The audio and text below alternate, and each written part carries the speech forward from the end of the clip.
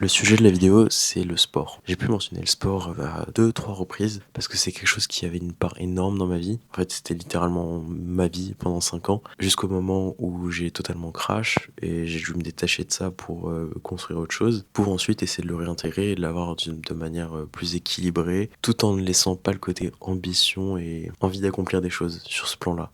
Le sujet d'aujourd'hui concerne directement le sport et c'est une réflexion en fait sur ce que ça représente en lui-même.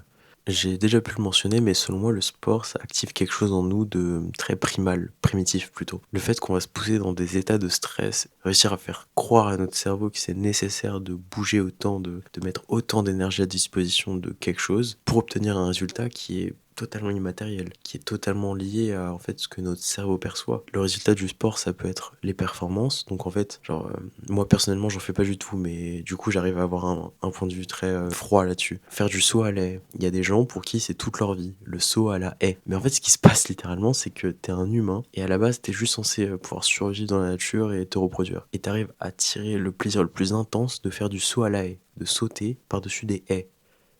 J'ai ciblé ce sport, mais ça peut être n'importe quel autre sport. En tant qu'humain, on a réussi à se créer du jeu qui va pouvoir guider toute notre vie. Que ce soit même le football, le basket, le volley, tout ce que tu veux. Ou même moi, du coup, avec la calisthénie. Je suis un humain, à la base, une sorte de singe bizarre qui a vraiment juste pour but de survivre et se reproduire. Et je me retrouve à faire des équilibres et des planches. Je tiens sur mes mains, je fais des trucs un peu bizarres. Et c'est un truc qui me procure énormément de plaisir. Et pendant 5 ans de ma vie, ça a été toute ma vie. Donc il y a ça qui est extrêmement intéressant, le fait qu'on arrive à en fait tourner les choses et faire le pont entre quelque chose qui est purement animal en nous avec quelque chose de beaucoup plus, disons, pas élevé, mais peut-être en fait, je sais pas, quelque chose dont on tire énormément de bénéfices en tant qu'humain, en tant que ce qu'on veut se qualifier d'humain. Donc je vais prendre mes notes parce que j'avais écrit des choses assez précises. J'avais parlé du dépassement de soi, la connexion, l'utilisation d'un levier logique de l'évolution.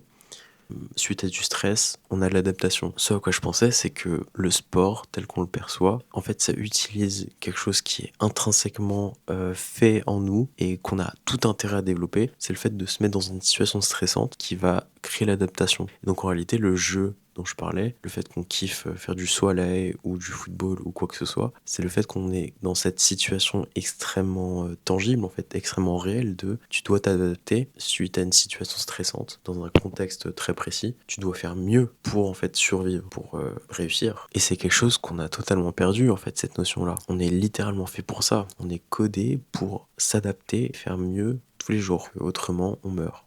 Donc quand on n'est pas exposé à ça, quand on n'a plus besoin de faire ça, qu'est-ce qu'on fait? On se divertit. Et quand la société est faite pour qu'on ait encore moins à bouger et qu'on ait encore plus à se divertir, qu'est-ce qu'on fait? On se divertit encore plus quand on perd toute connexion avec ce qui nous pousse à faire mieux, à nous développer et à cette part de nous que je qualifie de vraiment faite pour en fait l'évolution et l'adaptation. On fait quoi? On continue de juste se divertir.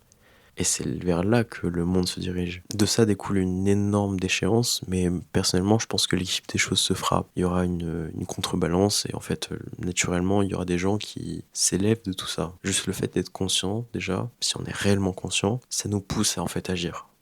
Mais je reviens sur le sport.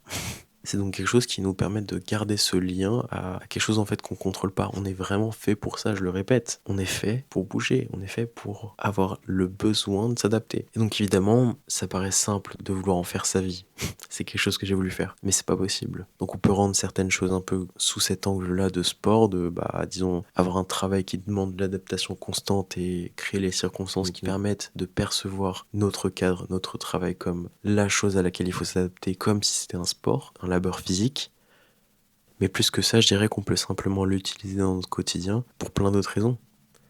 Hormis cette connexion à ce qu'on est profondément, j'ai pu lister le fait qu'on pouvait facilement être quelqu'un d'autre, dans le sens où on pouvait très facilement, au travers du sport, développer une personnalité, disons. Être capable, en fait, c'est un peu comme les artistes aussi.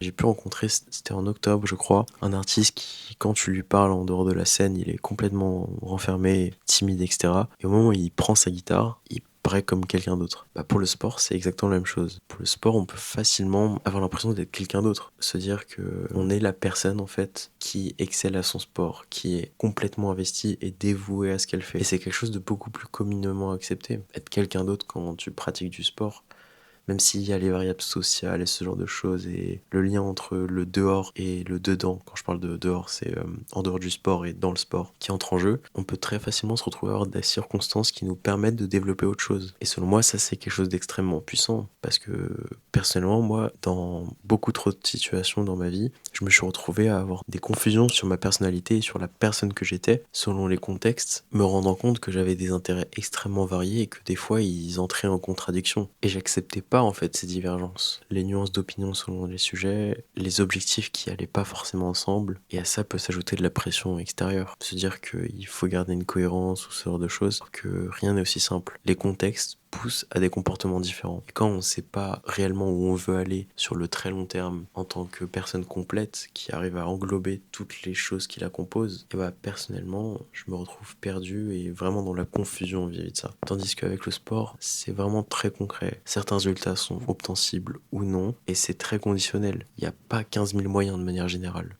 J'ai mentionné l'intensité et la recherche de potentiel, l'exploration et l'exploitation à des échelles plus fréquentes. Le sport, ça nous permet, en dehors de cette notion de ce qui nous compose intrinsèquement, de vouloir se dépasser et créer de l'adaptation, ça permet d'expérimenter l'intensité. Ça permet en fait de pousser le curseur à 100%, de je suis en train de vivre quelque chose de moi-même avec mon corps, etc.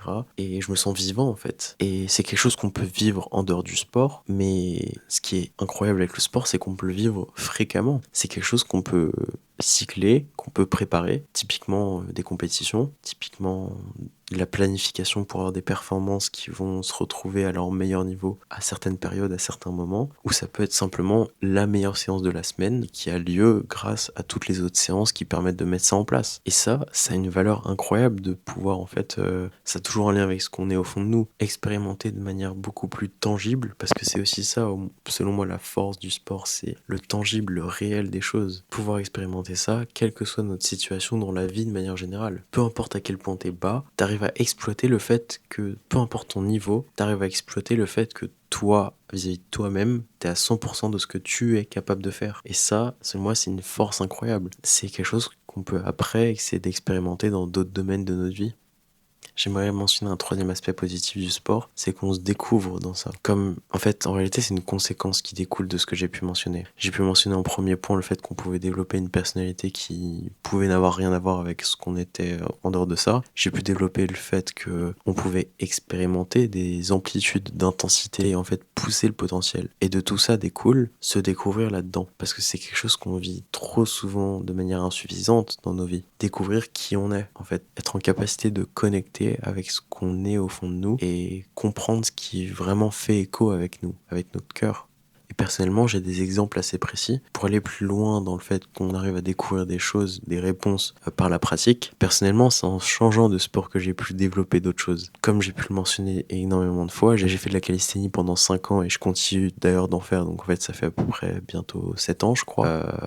Je sais pas, bref, c'est pas grave, 6 ou 7 ans.